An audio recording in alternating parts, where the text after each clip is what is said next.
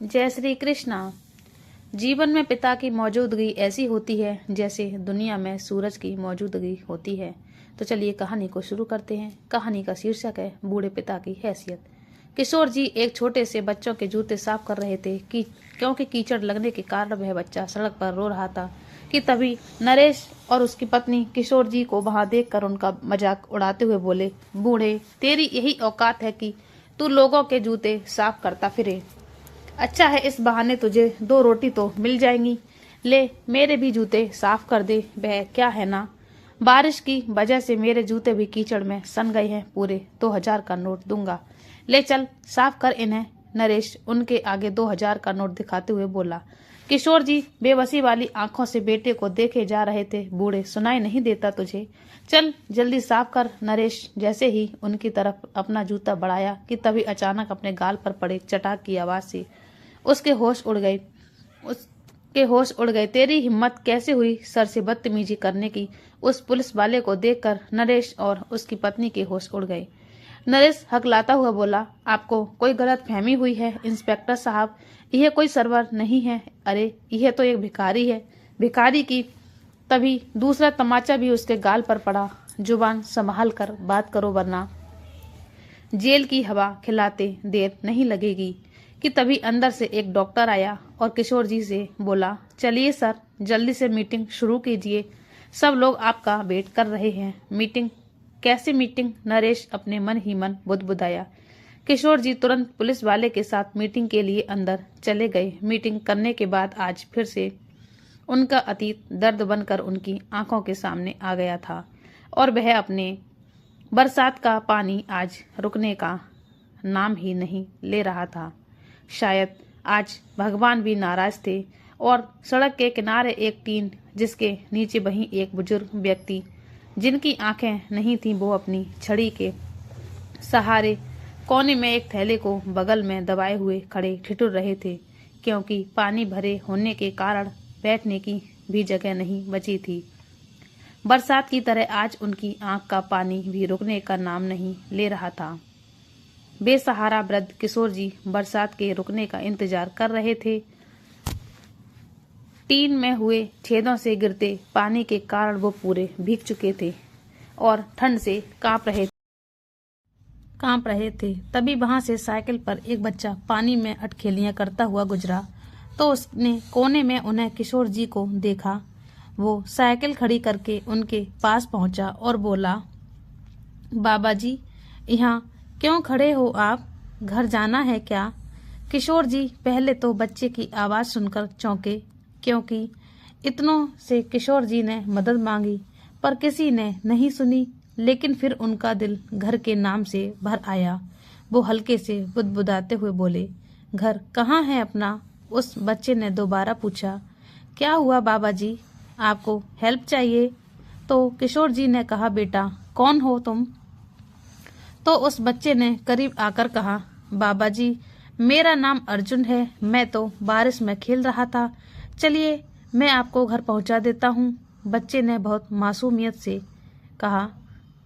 तो किशोर जी नम आंखों से बोले, बेटा मेरा घर नहीं है और मैं देख भी नहीं सकता, मैं तो रात में यहीं सोता हूँ, लेकिन आज पानी यहाँ भी भर चुका है।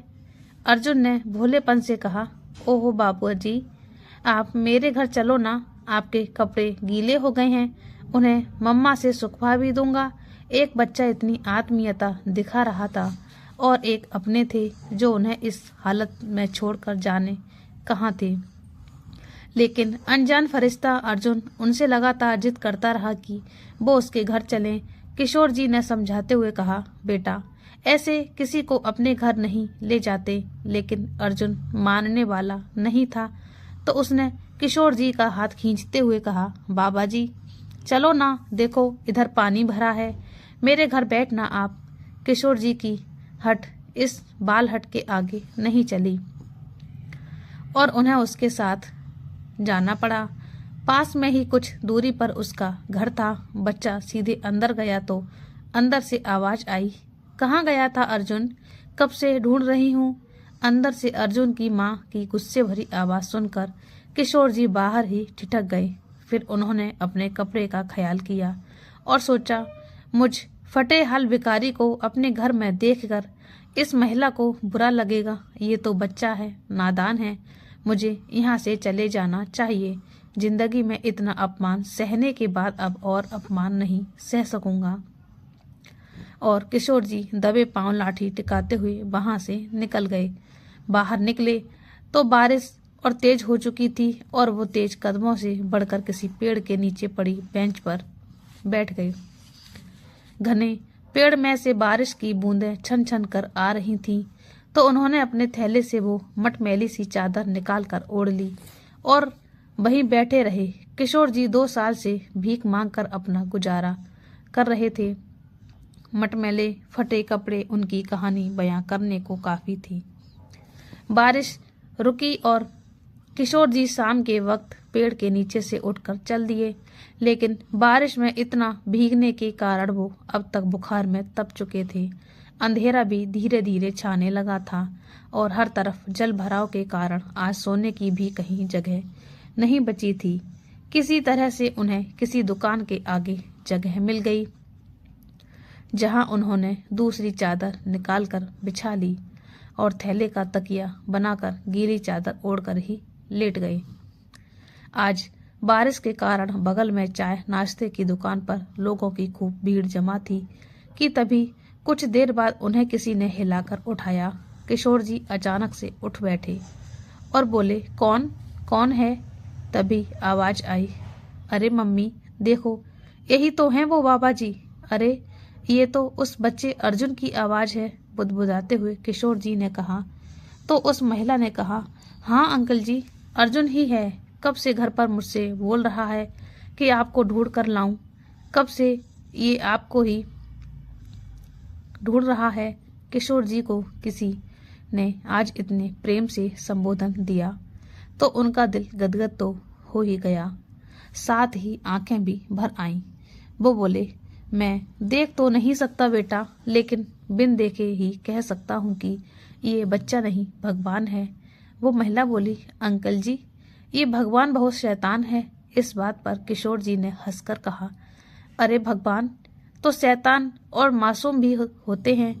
उस महिला ने मुस्कुराकर कहा, अंकल मैं अभी आई, मैं आपको चाय लाकर देती हूँ और कुछ खाने को लाकर देती हूँ, तभी आपका ये भगवान खुश होगा। ये कहकर वो साथ पास वाली दुकान पर जाकर चाय ले आई और खाने का सामान भी लाकर उन्हें दिया। किशोर जी ले नहीं रहे थे, लेकिन बच्चा बोल पड़ा, बाबा जी आप तो मेरे दोस्त हो ना, तो लेना पड़ेगा।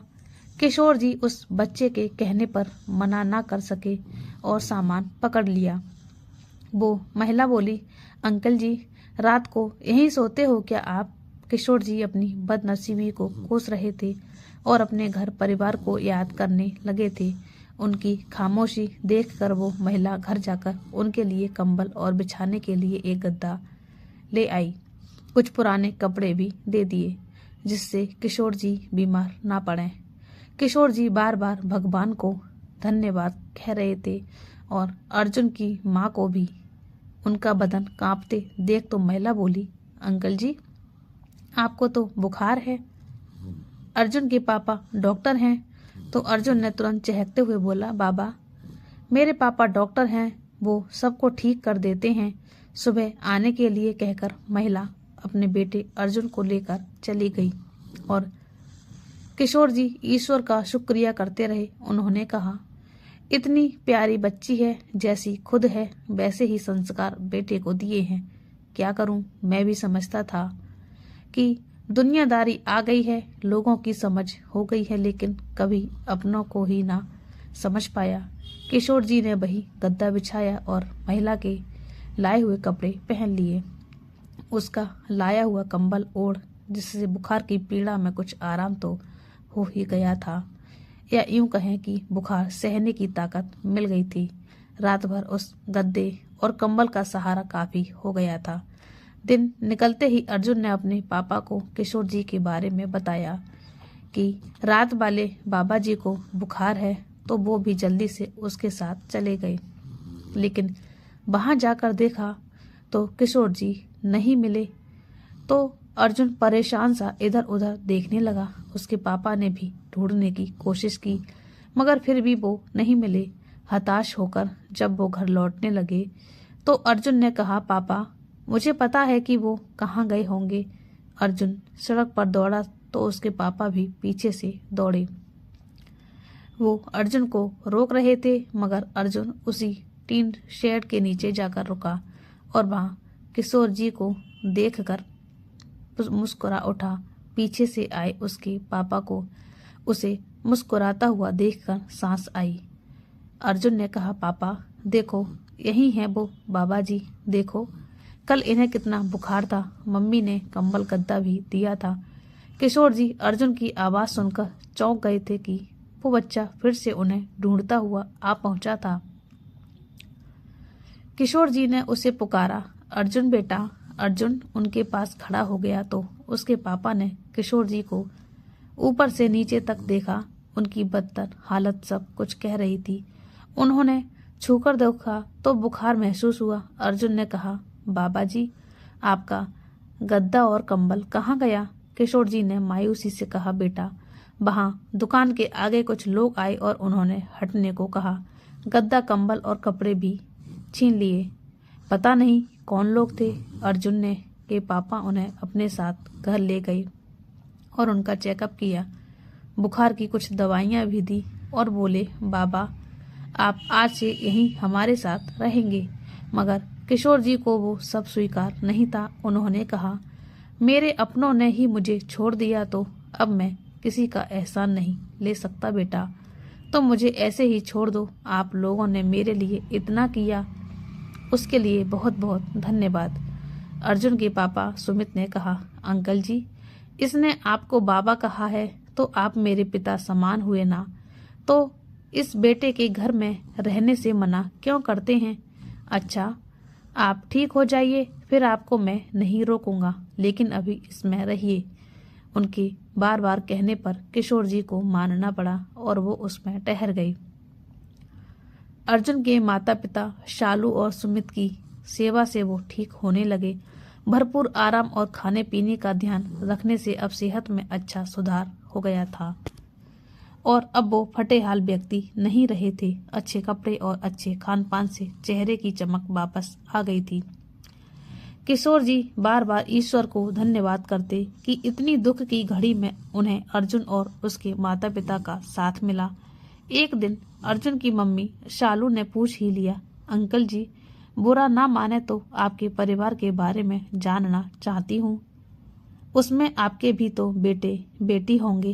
किशोर जी ने खामोश हो गए और वो भूले बिसरे दिन फिर से याद आ गए, जिनकी पीड़ा चेहरे पर साफ झलकने लगी थी।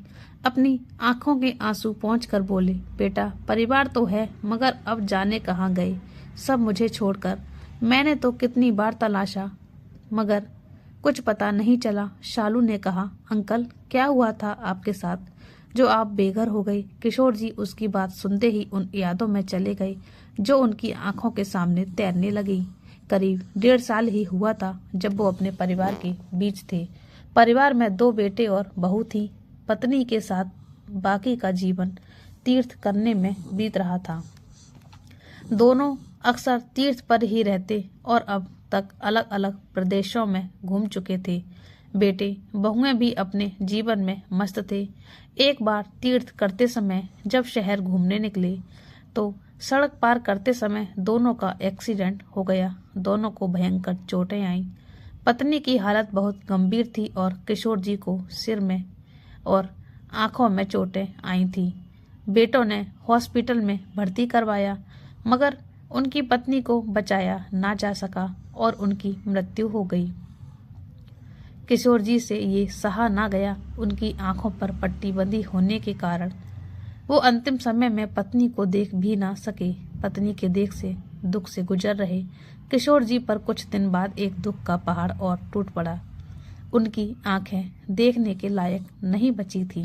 वो अपनी आंखों की रोशनी खो चुके थे। किस्मत पर रोने के अलावा कोई रास्ता नहीं था। जब हॉस्पिटल से घर वापस आए तो बहुओं को अंधे ससुर का ख्याल रखने में समस्या होने लगी। बेटे दिन भर ऑफिस में रहते तो दिन में दोनों बहुएं आपस में उनके काम को एक दूसरे पर टालती रहती। कई बार किशोर जी खाने का इंतजार ही करते रहते, पर शाम तक खाना ही नहीं मिलता था। तो अपने काम खुद से करने की कोशिश भी करते, तो देख न पाने के कारण कहीं भी टकरा कर गिर जाते, तो कभी कपड़े उल्टे पहन लेते थे। कई बार तो सही अंदाज ना होने के कारण पानी ही बिस्तर पर गिरा दिया। अब वो गिरते तो बहुएं उन पर हंसती और उन्हें उठाने भी नहीं आती, और किशोर जी को अपने कमरे का अंदाजा तक न रहता। इस अंधेपन के कारण उन्हें बहुत सारी समस्याओं का सामना करना पड़ रहा था। एक दिन बड़ी बहू शोभा ने अपने पति महेश से कहा, महेश, हम तुम्हारे अंधे बाप को कब तक संभालेंगे? ये छोटी तो कुछ करती नहीं है, तुम्हारा बाप भी हर छोटी बात के लिए आवाज लगाता रहता है। मैं सारा दिन थक जाती हूँ, मुझसे तो नहीं होगा, अब कुछ फैसला कर लो। महेश ने कहा, अब क्या करूं मैं, इनको भी तीर्थ करने की जाने की पड़ी थी, अब कौन करे। उधर छोटी बहू राखी भी अपने पति नरेश से यही कहती, देखो नरेश, अपने पापा को कहीं छोड़ आओ, नहीं तो इनके काम के लिए नौकर लगा दो। मैं तो नहीं कर सकती, दीदी सारा दिन इनका काम मुझ पर टालती हैं और मैं अकेले करती हूँ। तुम्हारा बाप नखरे भी बहुत करता है। नरेश ने कहा, राखी, हम नौकर रखेंगे तो उसका खर्चा भी तो देना होगा, बड़े भैया तो देंगे नहीं और हम पर अकेले बोझ पड़ेगा। नौकर रखना तो बेवकूफ़ी होगी। हाँ, कहीं छोड़ सकते हैं। राखी ने नरेश को बड़े भैया से बात करने का सुझाव दिया। तो नरेश ने जाकर बड़े भाई महेश से कहा, भैया, पापा के लिए करना मुश्किल हो गया है, राखी सारा दिन लगी रहती है। यही बात महेश ने अपनी पत्नी शोभा के लिए कही तो नरेश ने कहा, भैया, पापा के लिए वैसे तो नौकर रखना ही ठीक है, मगर उनका खर्चा कौन उठाएगा? शोभा ने बीच में बात काटकर कहा, हम तो नहीं उठाएंगे, हम कहाँ से पैसे लाएंगे? राखी ने भी वही बात दोहरा दी, हमारे पास भी कौन सा पैसों का पेड़ लगा है, हम भी कहाँ से लाएंगे? बड़ी समस्या आन पड़ी थी, लेकिन काफी देर के बाद विचार किया गया कि दोनों नौकर का खर्च आधा आधा करेंगे। कुछ दिन में किशोर जी के लिए नौकर ढूंढकर रख लिया गया, मगर इसका ताना भी बहुएं किशोर जी को देने लगी। ये बुढ़ा तो अंधा होकर बैठ गया, बेटों और बहुओं पर बोझ बनते शर्म भी नहीं आती। शोभा के तीखे शब्द किशोर जी के कानों में पड़ते तो वो तिल मिलाकर रह जाते, क्योंकि अब खुद भी लाचार थे, तो चाहकर भी कुछ नहीं कर सकते थे। अब दोनों बहुओं ने नौकर को परेशान करना शुरू कर दिया। किशोर जी के काम के साथ साथ उससे घर के काम भी करवाने लगी। एक का काम पहले करता तो दूसरी नाराज होकर कहती कि हम भी पैसे देते हैं। नौकर की खींचतानी होने लगी तो नौकर परेशान रहने लगा। एक दिन नौकर काम पर नहीं आया तो दोनों अपने अपने कमरों में बंद हो गईं। उधर किशोर जी भूख प्यास से तड़प उठे, लेकिन एक को भी तरस नहीं आया। जब उन्होंने खुद ही भोजन तलाशने की कोशिश की तो रसोई से सामान गिरने की आवाजें आईं। दोनों भागकर आईं तो देखा कि किचन में कांच का सामान नीचे गिरकर टूट गया था। किशोर जी को वहां देखकर शोभा ने उन पर हाथ उठा दिया। वो जोर जोर से मारते हुए बोली, एक तो तेरी वजह से नौकर भाग गया बुढ़े, और ऊपर से तू इतना नुकसान कर रहा है। अब कौन भरेगा ये सबका बिल? अंधे किशोर जी जमीन पर पड़े बहुओं के हाथों पिटे जा रहे थे। नीचे पड़े कांच के टुकड़े उसको चुभ गए थे, लेकिन दोनों उन्हें इतनी बदहवास होकर मार रही थी कि उन्हें उनके शरीर पर बहता खून भी दोनों को ना दिखाई दिया। कांच चुभने के जख्म कई जगह हो गए थे और किशोर दर्द से कराह रहे थे। अब तो बहुओं का हाथ उन पर आए दिन उठ जाता था, क्योंकि नौकर फिर कभी लौटकर नहीं आया और उसका सारा गुस्सा किशोर जी पर उतरने लगा। इतनी बदतर जिंदगी जी रहे किशोर जी ये सब सहने को मजबूर थे। उनके जख्म ठीक नहीं हो रहे थे और अब उनमें पच पड़ने लगा था। बेटों ने उन्हें एक सरकारी अस्पताल में भर्ती करवा दिया, लेकिन इससे पहले कुछ कागजात अस्पताल के नाम पर साइन करवा लिए। किशोर जी को अस्पताल में ठीक होने में काफी समय लगा। उनसे घर वालों के बारे में पूछा जाता तो वो कुछ ना बता पाते। कोई भी इतने दिन में उन्हें अस्पताल में देखने तक नहीं आया। किशोर जी ठीक होकर जब खुद ही अपने घर के पते पर पहुंचे तो पता चला कि पूरा परिवार घर बेचकर जा चुका था। किशोर जी बेबस होकर कितनी देर घर के बाहर बैठे रहे, फिर वहां से उठकर मंदिर चले गए। हर रोज भगवान से प्रार्थना करते और घर पर जाते कि शायद कोई उन्हें मिले, मगर उनके अंधेपन का फायदा उठाकर उनके साथ विश्वासघात किया गया था। घर अपने नाम कराकर बेच दिया गया था। किशोर जी की इतनी कहानी सुनकर शालू की आंखों में आंसू आ गए। अंकल जी, आपके साथ तो बहुत बुरा हुआ। इतनी बुरी औलाद कैसे हो गई कि बाप का ख्याल ना आया। किशोर जी ने कहा, बेटा, सब तुम्हारी तरह नहीं होते। संस्कार तो मैंने भी ऐसे ही दिए थे, मगर अब समझ नहीं आता कि किसको दोष दूं, किस्मत को, बच्चों को, या फिर अपने संस्कारों को बुरा कहूं। किशोर जी रो रहे थे और अर्जुन उनके आंसू पोंछ रहा था। इतना तो उनके अपनों ने भी किया था। किशोर जी उसी आश्रय में रहते रहे और एक दिन अर्जुन के पापा सुमित ने आकर कहा, अंकल जी, एक आंख के कैंप का आयोजन हो रहा है। वहां आपकी आंखें दिखाकर पता कर सकते हैं कि आप फिर से देख पाएंगे या नहीं। क्या पता कुछ इलाज हो जाए और आप देख पाएं। किशोर जी ने कहा, नहीं बेटा, डॉक्टर ने मना कर दिया था। अब तुम भी रहने दो, इतना किया वही काफी है। उसके इलाज में बेकार इतना पैसा भी खर्च होगा और फायदा भी नहीं होगा। सुमित ने कहा, अरे नहीं नहीं अंकल जी, वो सब काफी सस्ता है, बल्कि गरीबों के लिए मुफ्त भी है। अर्जुन खुश हो रहा था कि अब बाबा जी देख पाएंगे, क्योंकि शालू ने उनको इलाज के लिए मना लिया था। कैंप में उनकी आंखें दिखाई गईं तो डॉक्टर ने कहा कि ठीक होने की कुछ संभावना तो है, लेकिन थोड़ा ट्रीटमेंट शुरू करके पता चलेगा। सुमित डॉक्टर्स की इस बात पर राजी हो गया और किशोर जी का इलाज शुरू हो गया। 1 महीने के ट्रीटमेंट के बाद डॉक्टर्स ने कहा कि आंखें वापस आ सकती हैं। इससे तो अर्जुन खुशी के मारे उछल ही गया और उसके माता पिता भी बहुत खुश हुए। किशोर जी के 6 माह के ट्रीटमेंट के बाद वो दिन आ गया जब उनकी आंखों की पट्टी खोली जानी थी। उन्होंने सबसे पहले अर्जुन को देखने की इच्छा जताई और अर्जुन को सामने खड़ा कर उनकी पट्टी खोली गई। हल्के हल्के आंखें खोली तो पहले कुछ नजर नहीं आया, लेकिन थोड़ी देर बाद अर्जुन का चेहरा दिखाई दिया और बाबा जी कहकर उनसे लिपट गया।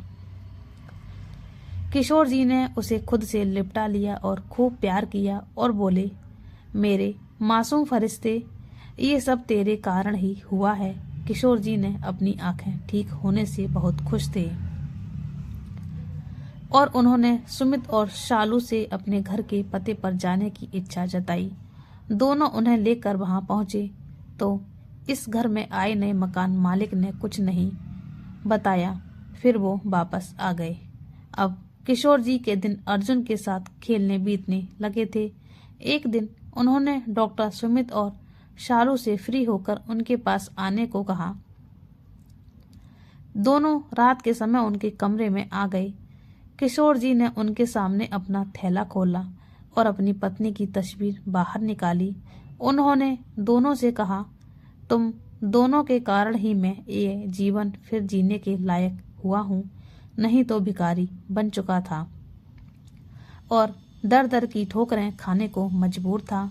आज अपनी पत्नी की तस्वीर इन्हीं आंखों से देखकर उसे याद करता हूँ। सब तुम लोगों के कारण हो सका है। दोनों उनकी बातें सुनकर मुस्कुराए और कहा, अंकल जी, हम तो भगवान की बनाई कठपुतली हैं, जो वो करवाता है वही करते हैं। हमने ऐसा कुछ नहीं किया। धन्यवाद तो उसका ही है। और फिर अर्जुन को भी तो बाबा जी मिल गए। किशोर जी ने उनकी बात सुनकर हाथ में ली तस्वीर को पीछे से बोलना खोलना शुरू कर दिया। ये देखकर दोनों चौंक गए कि ये ऐसा क्यों कर रहे हैं। किशोर ने तस्वीर खोलते ही पीछे से कुछ कागजात बाहर निकाले, जिन्हें देखकर दोनों हैरान रह गए और बोले, अंकल जी, ये क्या है? किशोर जी ने मुस्कुराते हुए कहा, ये उस जमीन के कागजात हैं जिसके बारे में मेरे बच्चे नहीं जानते थे। ये जमीन हमने तीर्थ पर जाने के पहले खरीदी थी, जिसके लिए गांव की जमीन बेच दी थी। इसी शहर में इसको खरीदा था और तीर्थ से आने के बाद बच्चों को तोहफे में देना चाहते थे, मगर उसके बाद उनका रूप देखकर मेरा मन बदल गया। लेकिन अब ये जमीन मैं तुम्हें तोहफे में देना चाहता हूँ, क्योंकि तुम दोनों मेरे बच्चे ही हो। इतना तो मेरे लिए कोई नहीं कर सकता था कि सड़क से उठाकर दिल से लगा लिया इस भिखारी को। ये उसकी कीमत नहीं बल्कि मेरा प्यार समझकर रख लो। ये सब देखकर दोनों हैरानी से एक दूसरे का चेहरा देख रहे थे। कुछ देर बाद दोनों ने कहा, नहीं अंकल जी, ये हम नहीं ले सकते। हमने किसी लालच से आपके लिए कुछ नहीं किया। किशोर जी दोनों की बात सुनकर मायूस और उदास हो गए। तो सुमित ने कहा, अंकल जी, ऐसा कर सकते हैं कि इस जमीन पर हॉस्पिटल बनवा सकते हैं, अगर आप चाहें तो। ये बात सुनकर किशोर जी का चेहरा खिल उठा, लेकिन फिर बोले, लेकिन बेटा, हॉस्पिटल के लिए तो बहुत पैसा लगता है। तो सुमित ने कागज में जमीन का साइज देखकर कहा, ऐसा करते हैं अंकल जी कि इसमें से कुछ जमीन बेचकर वो पैसा शेयर मार्केट में लगाते हैं, जिससे पैसा बढ़ जाएगा और फिर इस पैसे से हॉस्पिटल बनवाने में आसानी हो जाएगी। किशोर जी सुमित का ये आइडिया सुनकर बहुत खुश हुए। उन्होंने झट से इसकी सहमति दे दी। अगले दिन ही सुमित ने जमीन देखी और उसको नपाई करवा ली। इतनी बड़ी जमीन में से कुछ बेच देते तो भी फर्क नहीं पड़ता था। हॉस्पिटल बाकी में आराम से बन जाने वाला था। सुमित ने उसका कुछ हिस्सा बेचा तो अच्छे खासे पैसों में वो जमीन बिक गई। किशोर जी ने सोचा भी ना था कि जो जमीन उन्होंने आलू के भाव ली है, वो एक दिन सोना देगी।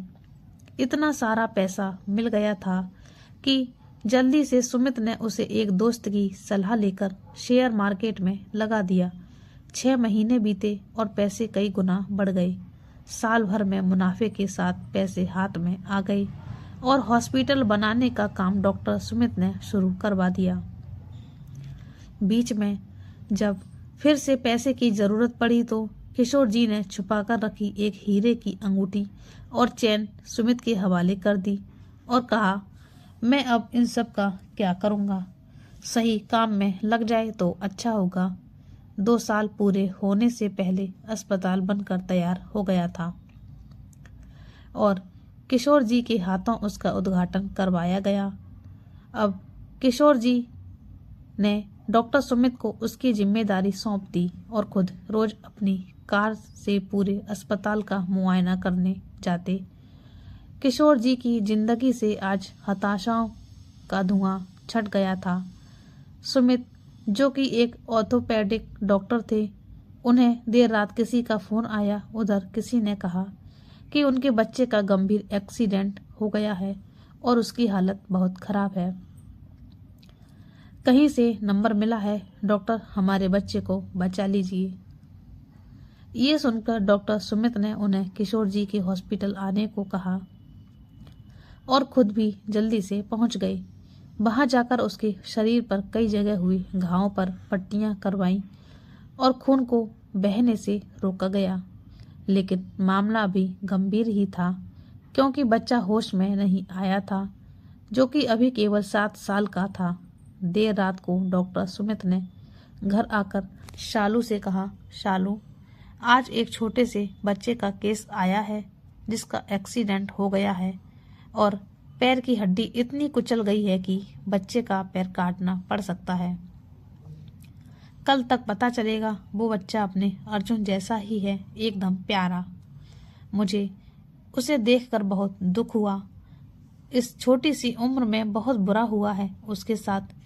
रात को बात करते करते डॉक्टर सुमित सो गए और अगली सुबह किशोर जी से कहा, अंकल जी, आपकी आंखों का एक नॉर्मल चेकअप होना था, तो आज आप मेरे साथ ही अस्पताल चलिएगा। वैसे भी कुछ अधिकारी आने वाले हैं और आपसे मिलना चाहते हैं। डॉक्टर सुमित किशोर जी को साथ लेकर हॉस्पिटल चले गए। किशोर जी अपने कमरे में कुछ लोगों के साथ मीटिंग करने लगे थे। जब दोनों अंदर पहुंचे तो जाते ही वहां से नर्स दौड़ी हुई आई और बोली, डॉक्टर, कल जो बच्चा आया था उसके माँ बाप बहुत रो रहे हैं। वो बच्चा बोल नहीं रहा है, केवल छत की तरफ देखे जा रहा है।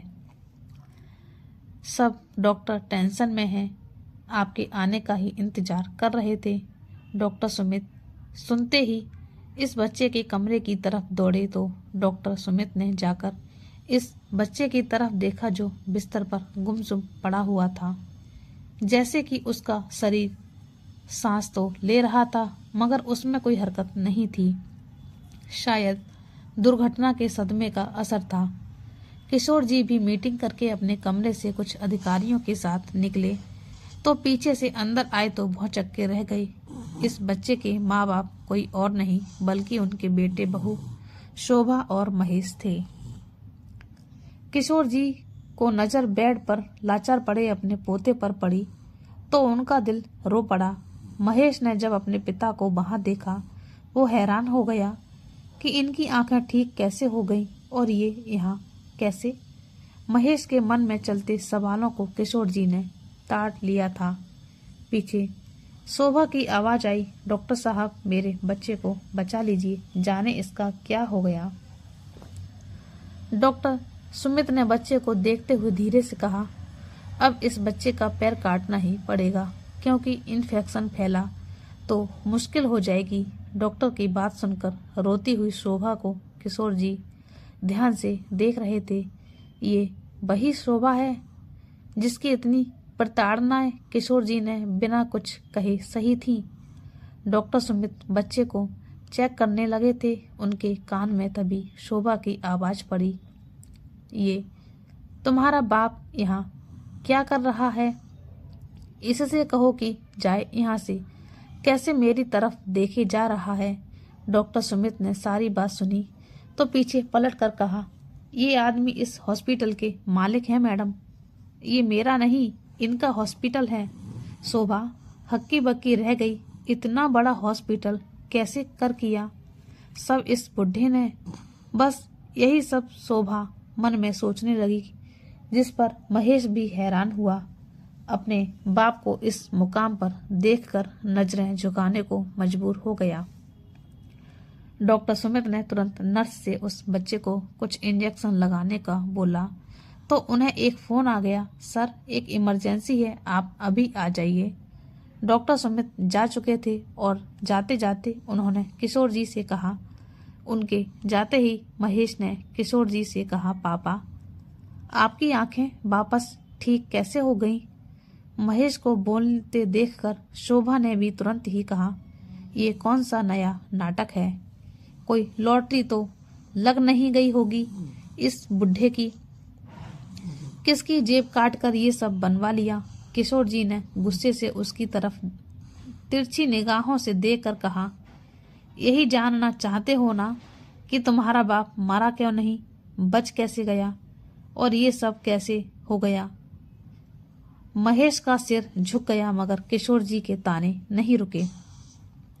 शोभा भी बार बार किशोर जी की तरफ देख रही थी।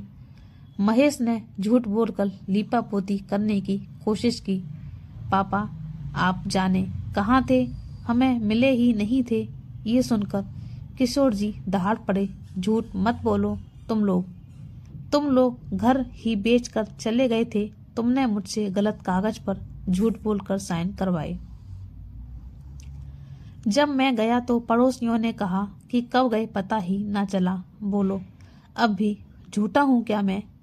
महेश ने कांपती आवाज में कहा, नहीं पापा, ऐसा तो नहीं कहा मैंने।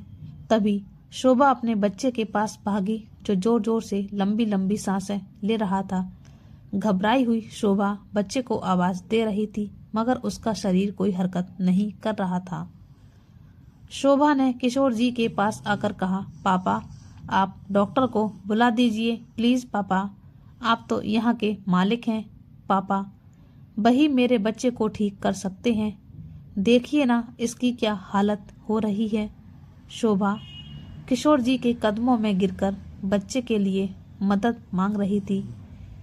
किशोर जी को अपने पोते की हालत पर तरस आया और सोचे, इस बच्चे का क्या कसूर है। उन्होंने अपने फोन से डॉक्टर सुमित को कॉल किया। बेटा, 5 मिनट चाहिए थे। डॉक्टर सुमित ने कहा। हाँ अंकल जी, कहिए क्या हुआ। किशोर जी ने कहा, जिनका बच्चा तुम्हारे पास इलाज के लिए आया है वह मेरा पोता है। प्लीज बच्चे को तुरंत तुम्हारी जरूरत है, आ जाओ। डॉक्टर सुमित ये सुनते ही मीटिंग छोड़कर वहीं आ गए कि तुरंत ही इमरजेंसी में सर्जरी के लिए ले जाना पड़ेगा। आनन फानन में बच्चे को आईसीयू में शिफ्ट किया गया और सर्जरी शुरू कर दी गई। इन्फेक्शन काफी फैल गया था, जिसको खत्म करने के लिए पैर को ही काटना पड़ा, मगर बच्चे की ही जान बचा ली गई। जब ऑपरेशन चल रहा था उस समय शोभा और महेश उनके आगे हाथ जोड़े खड़े थे। शोभा ने हाथ जोड़कर उनसे माफी मांगी और बोली, पापा, मुझे माफ कर दीजिए, बहुत बड़ी गलती हुई है मुझसे। पापा, हुआ है मुझसे, पाप हुआ है। आपको इतना दुख दिए जिसकी जो सजा मिले कम ही होगी। किशोर जी को आज माफी की जरूरत नहीं थी, उन्होंने माफ करने को साफ मना कर दिया। महेश ने रोते हुए कहा, पापा, आज आप नहीं होते तो हम जाने क्या करते। मेरे बेटे के इलाज सही समय पर हो गया। पापा, हम माफी चाहते हैं। मगर किशोर जी कुछ नहीं बोले। डॉक्टर बाहर आए तो बच्चा अब खतरे से बाहर था। महेश और शोभा ने डॉक्टर को शुक्रिया कहा तो डॉक्टर सुमित ने कहा, इनको धन्यवाद कीजिए, इनके कहने पर ही सब हुआ है। शोभा को आंखें शर्मिंदगी से भरी थी, अपने किए कारनामों को याद कर रही थी और अब महसूस हुआ कि कितना गलत किया था। तभी पीछे से आवाज आई, भैया। अरे, मुझे पता नहीं चला, आपका फोन आया तो मैं बाहर था। नरेश ने आकर जैसे ही पिता को देखा तो वो सक पका गया, साथ में उसकी पत्नी राखी भी थी। महेश ने गुस्से में कहा, मुझे पता है कि तुमने फोन क्यों नहीं उठाया, क्योंकि तुम्हें लगा कि मैंने पैसे मांगने के लिए फोन किया है। आज वही बाप काम आया जिसे हमने मुसीबत में मरने को छोड़ दिया था। मुझे माता पिता की कीमत का एहसास हो गया है और धिक्कार है तो जैसे भाई पर जो दुख में भी काम ना आ सका। महेश किशोर जी के सामने हाथ जोड़े खड़ा था। महेश ने नरेश को बताया कि कैसे उसके पिता ने ही उसकी मदद की और उसका बेटा बच गया। जिस पिता को हमने बोझ समझकर घर से बेघर कर दिया था, आज वो इस करोड़ों के हॉस्पिटल के मालिक हैं। ये सुनकर दोनों की आंखें फटी रह गई। किशोर जी वहां से अपनी कार में बैठकर घर के लिए निकल गए और चारों बेटे बहू उनको बस जाते हुए देखते रहे। किशोर जी एक समय मुसीबतों से घिरे खड़े थे, तब यही बेटे छोड़कर चले गए थे। आज उनका साथ किस्मत ने छोड़ा तो किशोर जी ने ही सहारा दिया था। तो दोस्तों, आपको ये कहानी कैसी लगी हमें कमेंट करके जरूर बताएं। आप हमारे चैनल पर नए हैं तो हमारे चैनल को सब्सक्राइब जरूर कर लीजिए। जैसे